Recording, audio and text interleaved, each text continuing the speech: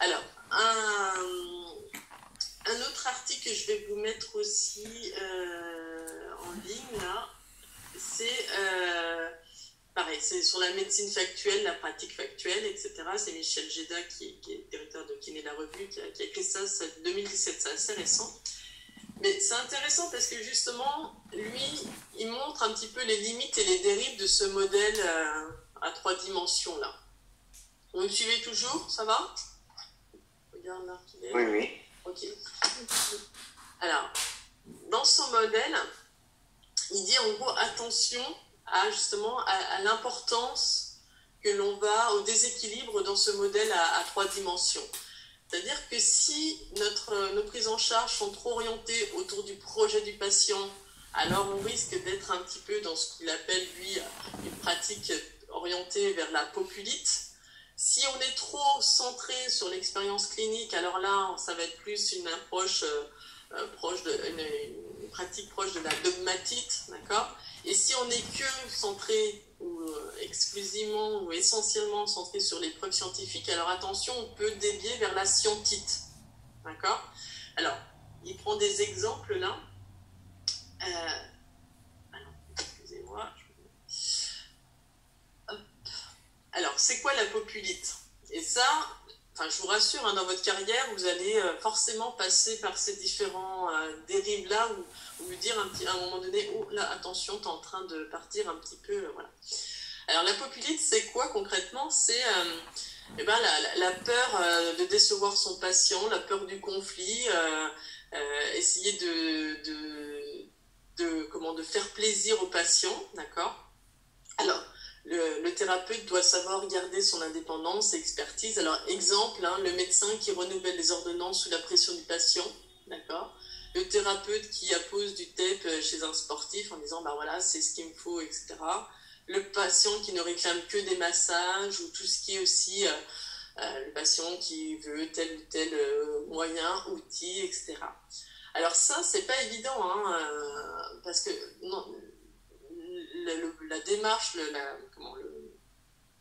le souhait, le projet du patient, il faut réussir à tenir compte de ses attentes, de ses envies, mais aussi il faut être capable en tant que thérapeute de dire attention, là je peux pas, j'adhère pas à ce que vous demandez ou proposez, c'est pas parce que et là il faut être capable d'expliquer pourquoi vous voulez pas ou vous pensez que c'est pas la bonne orientation par rapport à une bonne décision thérapeutique, d'accord? Donc ça, c'est des choses qu'il faut aussi, avec l'expérience, vous allez aussi vous trouver des stratégies, des moyens pour essayer d'expliquer aux patients, bah non, il faut pas, on ne peut pas partir dans ce sens-là, ou moi, je ne peux pas, les massages, oui, vous voulez des massages, mais moi, mon approche, c'est pas comme ça. Et dans ce qui est recommandé maintenant, on ne traite plus les problèmes de dos comme ça, on les traite autrement. Donc il faut aussi réussir à convaincre. Alors des fois, il y a des patients qui peuvent mal le prendre, hein. Il y a des patients qui peuvent changer de kiné, mais pourquoi pas.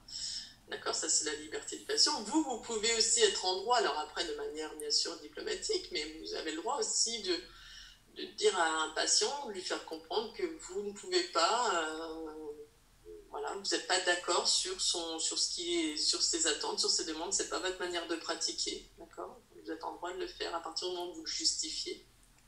Ok. Ça vous parle un petit peu ça? Enfin, vous voyez un peu la dérive. Alors ensuite,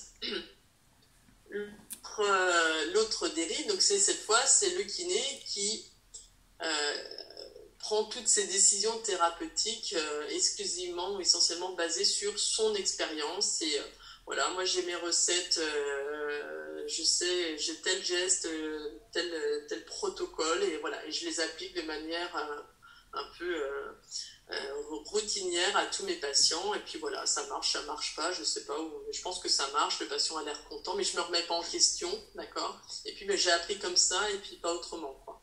D'accord? Donc là, ça c'est... Alors, là, ça vous paraît, c'est très caricatural, mais vous savez, quand on est kiné, forme, qu'on fait des formations continues, qu'on paye des formations de thérapie manuelle, d'ostéopathie, ou des formations, là il y a Mackenzie, il y a plein de formations continues qui sont des formations qui coûtent cher, qui coûtent du temps humain, de l'investissement, et on a envie de mettre en pratique, de faire ça, d'accord? Mais après, attention, parce que quand on devient un peu trop spécialisé dans des choses, on peut aller dans cette dérive-là de proposer que ces spécialités aux patients et d'oublier un petit peu les autres manières de pratiquer ou les autres, d'accord? Donc là, ça, c'est les dérives auxquelles il faut faire attention, d'accord? Donc, c'est aussi, enfin bon, là, je fais des parenthèses, hein, mais ça fait partie aussi pour moi quand il y a beaucoup d'étudiants, hein, de jeunes diplômés qui veulent tout de suite faire des formations continues, qui veulent se spécialiser tout de suite. Et moi, j'ai plus tendance à dire, mais commencez par pratiquer la kiné de base que vous avez appris dans la formation. Faites-vous la main aussi sur les pratiques cliniques classiques, entre guillemets, pour pouvoir après, éventuellement, vous spécialiser, vous former, mais se former trop tôt, alors qu'on n'a même pas expérimenté la kiné classique, on va dire, ça peut entraîner, on peut aller dans cette dérive-là de dogmatite et puis de faire que quelque chose, toujours un peu, de proposer la même une technique ou une approche, et après, bon, voilà. Après, si c'est fait de manière intelligente, en respectant le projet du patient, les recommandations, etc., mais disons que des fois, on ne se remet pas forcément en question et ça manque d'esprit critique et de recul. Donc là, c'est attention à cette dérive-là, quoi. Ça va? Oui. Oui. Merci. Ensuite, donc l'autre dérive, eh bien, c'est la scientite, voilà. Donc là, alors moi, c'est ce qu'on remarque un petit peu aussi avec les étudiants. Alors, on dit qu'on est un peu responsable aussi, parce que justement, en vous donnant des cours de BP, de recherche biblio, de lecture critique d'articles, du coup, on vous sensibilise, là, dès la première année, même avant ça, déjà en PACES, on vous sensibilise à aller chercher les informations, à vous appuyer sur des preuves scientifiques, etc. Et du coup, on remarque que les étudiants deviennent très exigeants, voire même des fois, lorsqu'ils reviennent de stage, même en 3e ou 4e année, des étudiants qui disent « Ouais, j'étais chez un tel, lui, en fait, il ne suit absolument pas les recommandations, il propose tel traitement, mais c'est pas du tout... Et du coup, ils ont un regard très critique, en disant « c'est pas en accord avec la littérature, etc. » Alors, et c'est là qu'il faut faire attention, c'est pour ça qu'on fait on a fait un cours EBP, je relativise, parce qu'il ne faut pas oublier quand même l'expérience du clinicien. D'accord? Et l'expérience du clinicien, l'expérience, elle s'acquiert au fur et à mesure des années. Et quand on sort comme ça de la formation initiale, vous n'avez pas encore une expérience, une expertise forcément importante. Et comme ça, arriver en tant que remplaçant dans un cabinet ou en tant que stagiaire en clinical, hein, des fois, vous êtes observateur, vous voyez des choses, mais vous n'avez pas forcément conscience, notion de ce pourquoi le thérapeute avec tel patient a mis ça en place, parce que le thérapeute connaît le patient depuis plusieurs années, peut-être qu'il a déjà essayé d'autres choses, mais que ça ne marche pas, donc il est reparti sur d'autres choses. Et quand je dis vous, hein, c'est une manière très générique, mais des fois je vais dire on est un con, j'aime bien le dire des fois, on a tendance des fois à juger en se disant mais voilà, il fait pas ce qui est recommandé, mais c'est pas si évident que ça, d'accord? Des fois le choix du thérapeute il est fait en tenant compte d'autres choses, et le thérapeute c'est des fois poser les questions et vous n'avez pas forcément tout l'historique, d'accord? C'est pour ça que attention, des fois, quand vous avez c'est bien d'avoir un esprit critique, gardez-le, cet esprit critique, mais attention dans la manière dont vous allez formuler vos critiques. Hein, c'est plus sur la manière, des fois, dont vous retranscrivez les choses, où ça peut manquer un petit peu de recul. Donc la scientite, c'est l'erreur de ne se référer qu'aux données de la littérature, voilà, c'est de faire une confiance aveugle à tout ce qui est écrit dans la littérature, d'accord.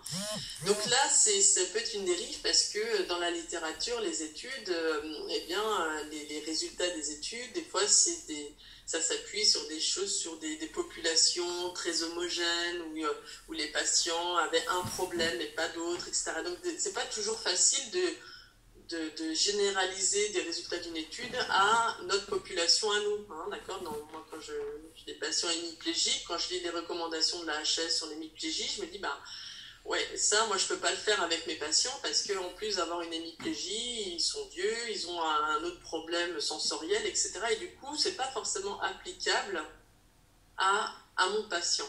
D'accord.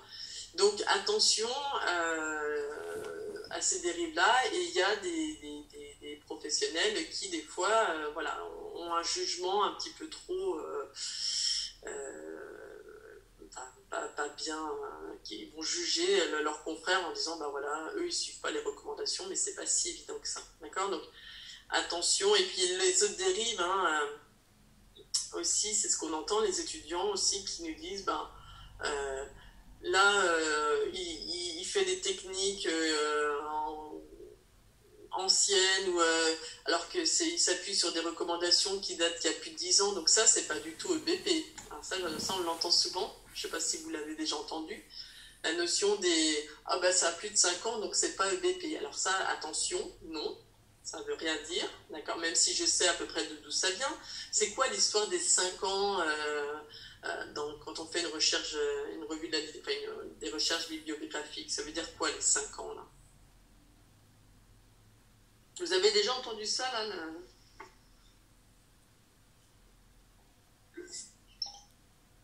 Oui, non. Ah. Il vaut mieux privilégier un article qui est plus récent, mais ça ne veut pas dire non plus que tout ce qui est ancien est à jeter. Voilà, c'est exactement ça.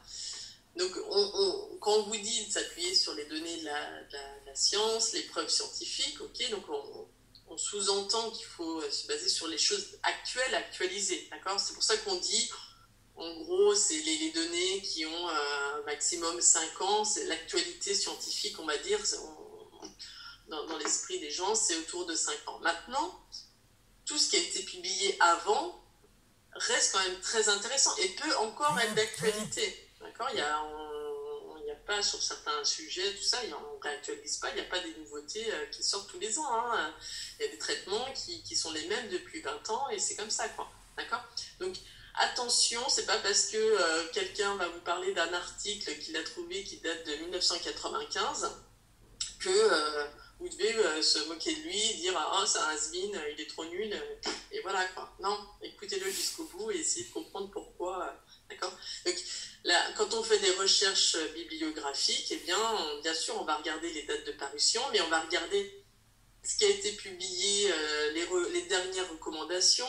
Des fois, les recommandations dans la HAS, elles datent d'il y a 20 ans, mais il n'y a rien eu d'autre depuis, ben, peut-être parce que d'un point de vue clinique ou thérapeutique, rééducatif, ou je ne sais pas quoi, il n'y a pas forcément eu d'avancée, d'accord. Donc, voilà, c'était juste pour dire attention à ça, c'est une dérive en disant, ben voilà, ça a plus de 5 ans, donc c'est pas intéressant. Non, ça reste très intéressant. Louis, tu voulais rajouter quelque chose, hein? Non, vous avez fini par le dire. C'est bien. Enfin. Donc voilà, donc là, quelle heure est-il? Vous voyez un petit peu, voilà, ces 3 dimensions et comment elles peuvent un petit peu, quelles sont les limites et les dérives de tout ça. D'accord? Alors maintenant, concrètement, comment ça se passe?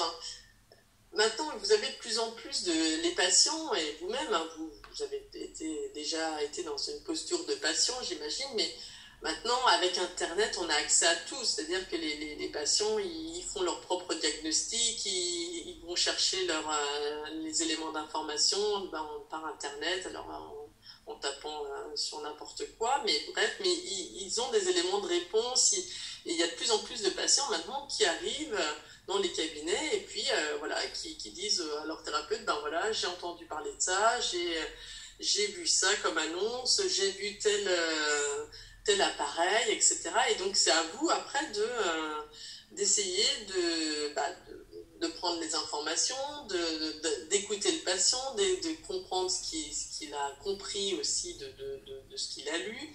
Et puis, c'est à vous aussi d'être critique, d'avoir cette lecture, cet esprit critique quand vous allez prendre connaissance des éléments que vous apporte le patient. Parce qu'il va falloir des fois déconstruire des représentations qu'il a, il va falloir lui réexpliquer certaines choses qu'il a pas forcément compris. Enfin, donc tout ça, c'est aussi une compétence que vous devez développer pour essayer d'expliquer au patient que voilà, là, l'appareil qu'il vous a montré, là, c'est pas si pertinent que ça va lui coûter 400 € et c'est pas forcément utile par rapport à sa pathologie, et voilà. Donc, mais il faut être capable d'apporter des arguments.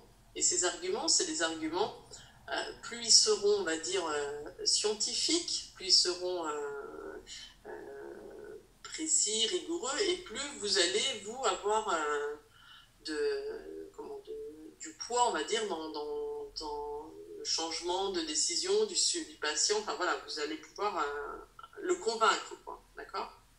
Donc, il faut pour ça être capable un petit peu de lire. Alors, vous allez avoir en deuxième année, là, vous allez avoir un cours sur un peu la structuration d'un article, c'est développer un petit peu, la lecture critique d'articles. Et en deuxième année, là, on fait des cours sur développer l'esprit critique. D'accord ? Donc, quand je vais rechercher des informations sur Internet et tout ça, comment je peux vérifier que ces informations sont sûres, sont fiables, où est-ce que je dois aller les chercher, enfin, bref. Donc là, quand on voit l'actualité là, avec le Covid, on a de quoi se poser des questions et remettre en question justement les éléments qu'on trouve, toutes les infos qui sortent de tous les jours là. Donc il faut justement avoir cet esprit-là pour être capable de prendre des bonnes décisions. Ok ? Ça va encore ? Allez, je continue. Alors, ouais, je pense que je vais sûrement terminer par ça, histoire de ne pas trop embrouiller. Alors, la démarche EBP ou EBM, pour être dans cette approche-là, c'est-à-dire prendre en compte le patient, les données de la littérature, etc., eh bien, pour aller prendre des informations dans les données de la littérature, il faut être capable de savoir comment aller chercher les informations pertinentes dans la littérature scientifique. D'accord ? Donc, pour pouvoir trouver les informations pertinentes, eh bien, il se passe déjà par être capable de formuler une question clinique, d'accord, claire, à partir d'un problème clinique rencontré lors de la prise en charge d'un patient, d'accord, ou d'une question posée par le patient. C'est-à-dire que le patient, il arrive, il a ses questions, etc. Et puis, vous allez devoir aller chercher des informations, mais donc il faut quand même formuler ça de manière assez précise, parce que sinon vous allez taper des mots-clés un peu dans tous les sens, vous allez avoir 50 000 informations, vous n'allez pas pouvoir forcément trouver la bonne information correctement, rapidement, d'accord ? Donc la démarche, pour être dans une démarche EBP, EBM, eh bien il faut avoir une rigueur, une démarche, une méthodologie scientifique, d'accord ? Donc la première étape, c'est être capable de formuler une question clinique. Alors je vais donner quelques petits exemples après. Ensuite, une fois qu'on a formulé une question clinique, eh bien on va pouvoir, avec des mots-clés, des équations de recherche, aller sélectionner les articles cliniques appropriés qui nous paraissent pertinents dans la littérature. Alors là, il faut choisir les bons moteurs de recherche, les bases de données. Alors, vous connaissez quoi comme base de données pour faire de la biblio ? Redoc, PubMed. Biblio scientifique, les bases de données scientifiques. Il y a PubMed. Ouais, PubMed, quoi d'autre ? Redoc. Redoc. Alors Redoc, c'est un moteur de recherche de la bibliothèque, mais là vous avez accès à plein d'informations sur Redoc, ouais. Quoi d'autre ? Science directe. Science directe, ouais. Pedro. Pedro, ouais. J'ai entendu Sayub. Ça c'est. Hein ? C'est la prof qui rigole, ouais. Pardon. C'est la prof qui rigole, ouais. C'est quoi Sayub ? Tu peux en parler un petit peu ? Excusez-moi, oui, bien entendu, c'est des pirates. En gros, parce qu'en fait, il y a une sorte de mafia de la science qui, du coup, privatise les recherches publiques pour la plupart.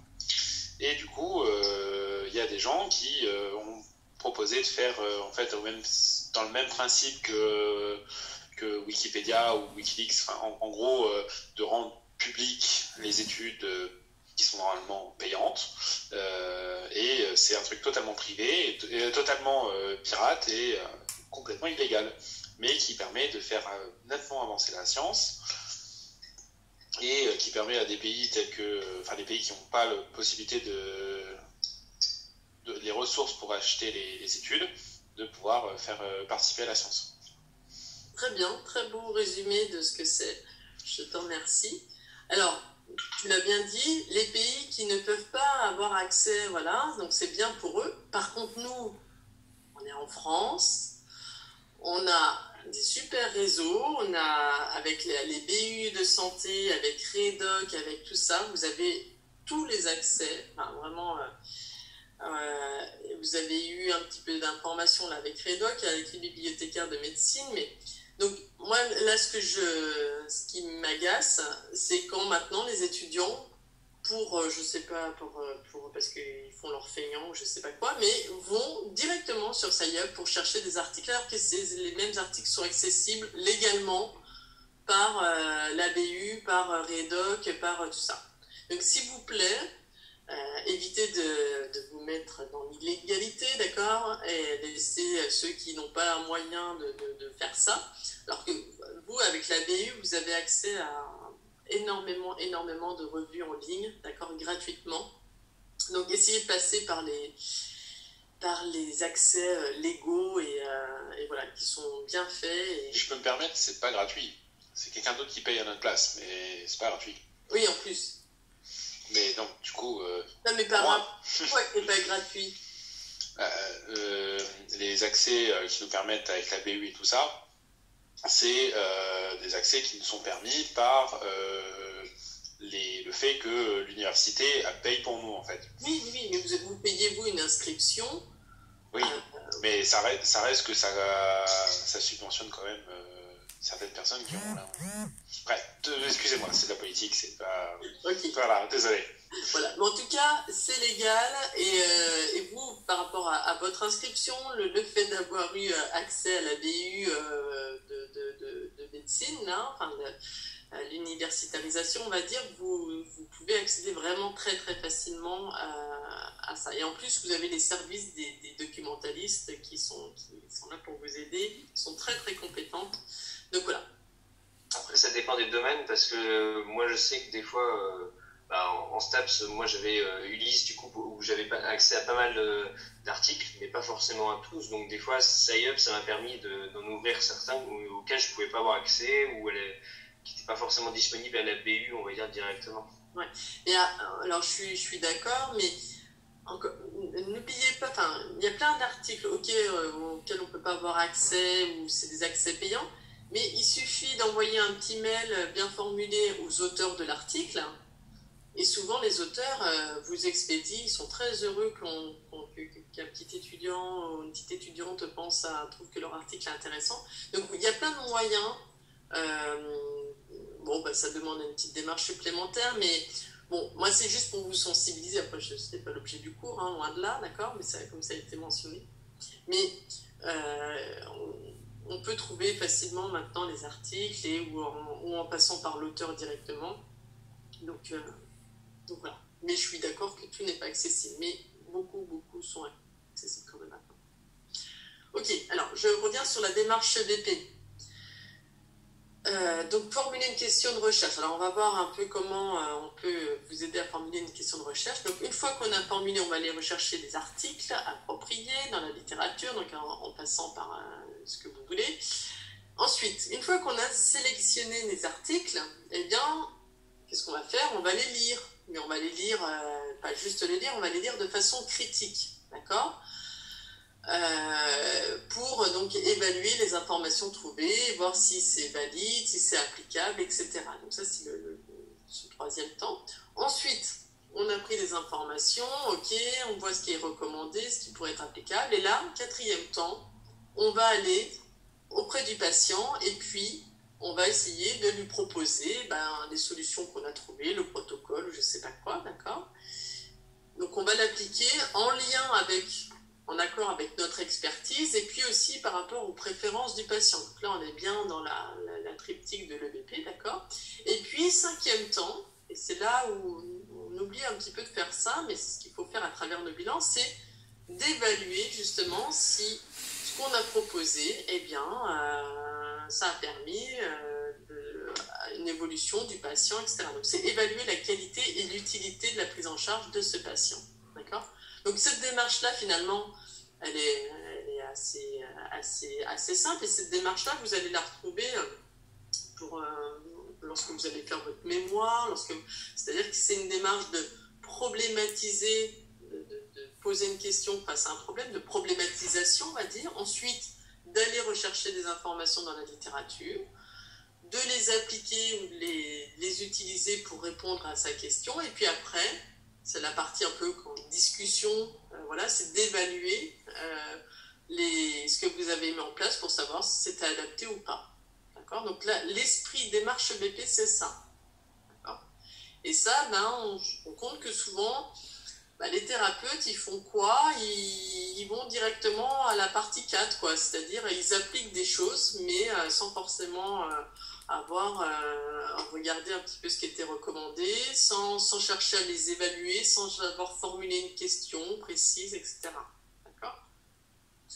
Alors, ça va là pour ces 5 étapes. Alors après, dans le bouquin, là, ils en décrivent d'autres, mais bon, là, on va simplifier, mais c'est les 5 principales. D'accord ? Alors maintenant, alors attendez, je regarde la suite.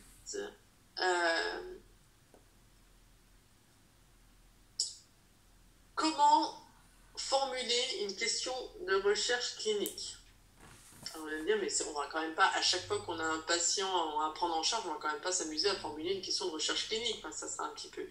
Non, mais quelque part, vous allez voir que c'est quelque chose que vous allez mettre en place petit à petit. Quand vous allez étudier, faire un rapport, un cas clinique là, pour l'école, suite à votre prochain stage, vous allez justement chercher à formuler comme ça des questions. Donc, voilà, il y a des manières pour formuler ces questions.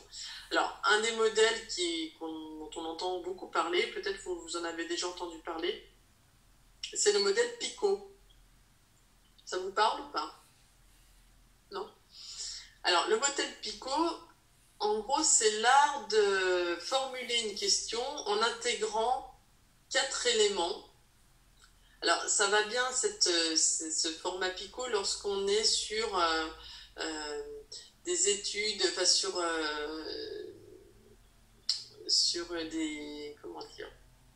des recherches quantitatives. D'accord ? Alors, je vais expliquer. Je crois qu'il y a une petite vidéo. Je ne sais pas si elle marche encore, la vidéo. Ouais, voilà. En gros, dans la question de PICO, là, il y a le P qui correspond au patient, le I à l'intervention, le C, c'est la comparaison, et le O de outcome, critère de jugement. Alors, ça veut dire quoi tout ça ? Alors, est-ce que je détaille un petit peu plus ? Alors, je ne le détaille pas ici, peut-être plus loin. Si, je crois. Ouais.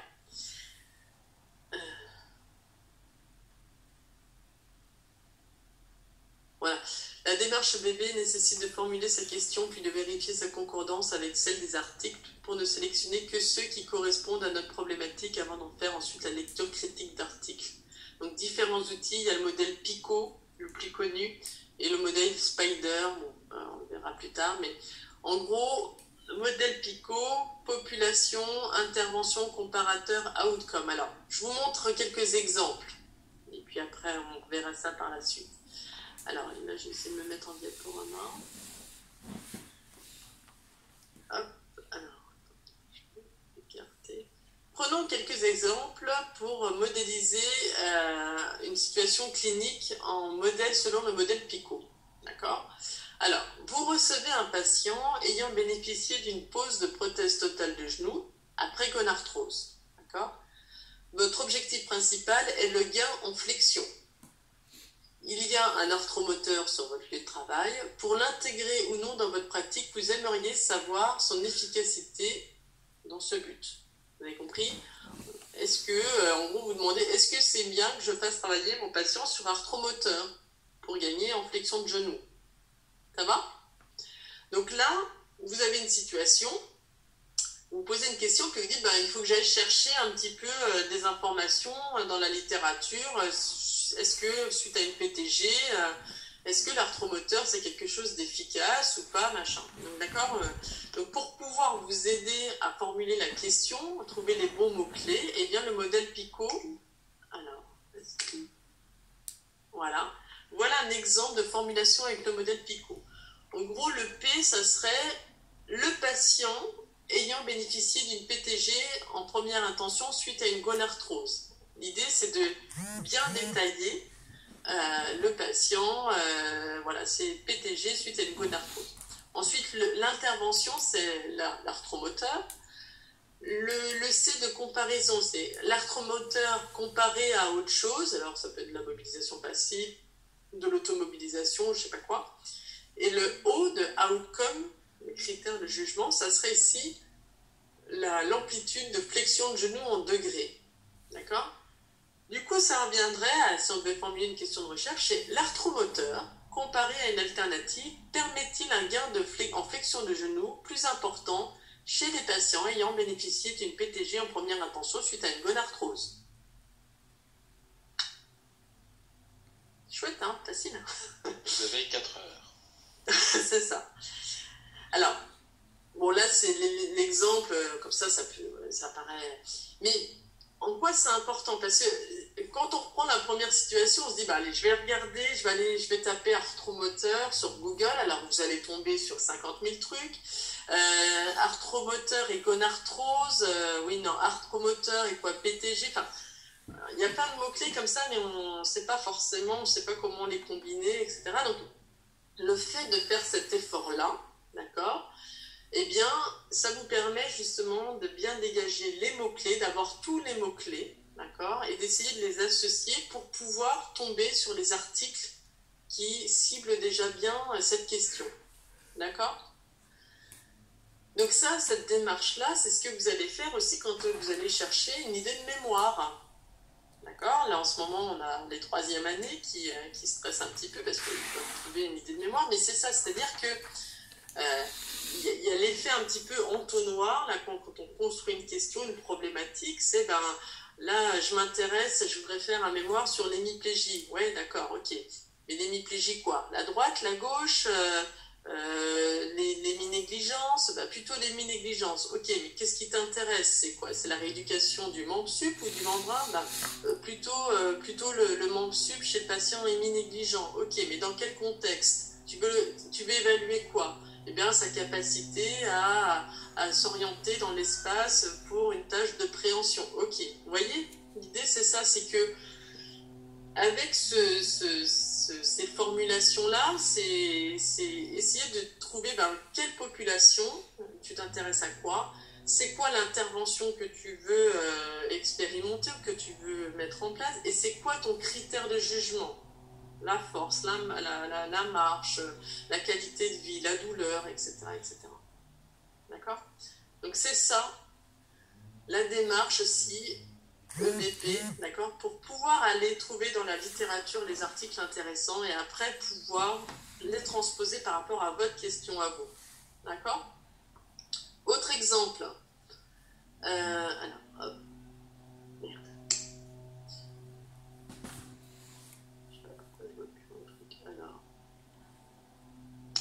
Qui est-ce qui me le lit, parce que je vois pas la moitié? Bon, alors si. Vous recevez un patient pratiquant régulièrement la course à pied. Il vient vous voir pour des douleurs au tendon d'Achille. Lors de son interrogatoire, il vous dit qu'il a eu un traitement antibiotique de la famille des fluorochoïnes, machin, je vois pas la suite. Vous vous demandez si cela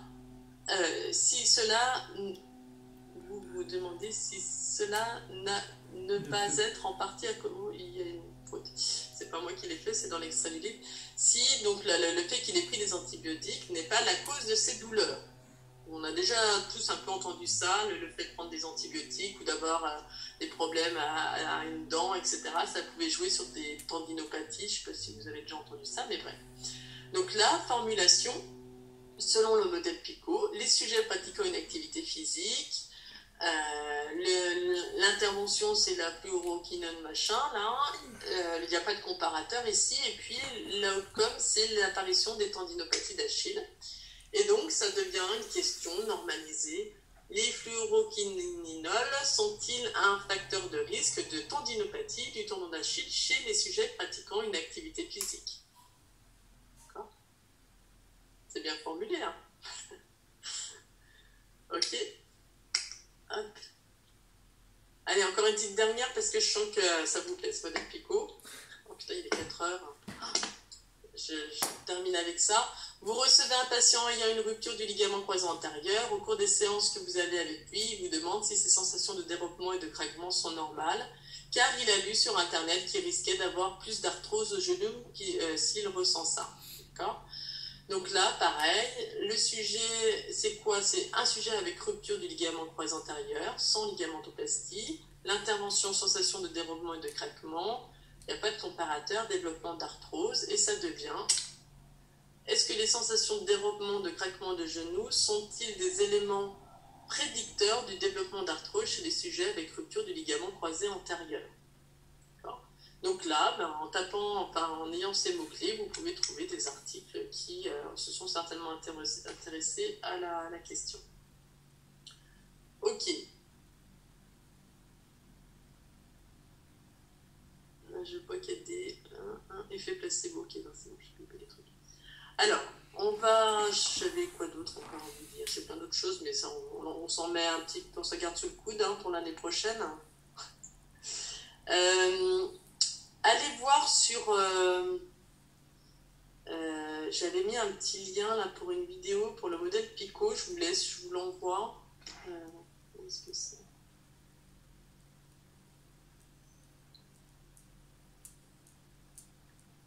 Alors, est-ce que je vais... Alors, faites voir.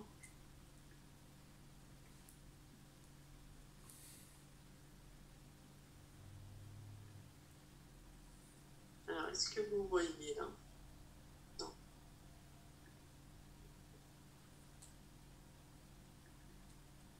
Est-ce que vous voyez ici? Oui.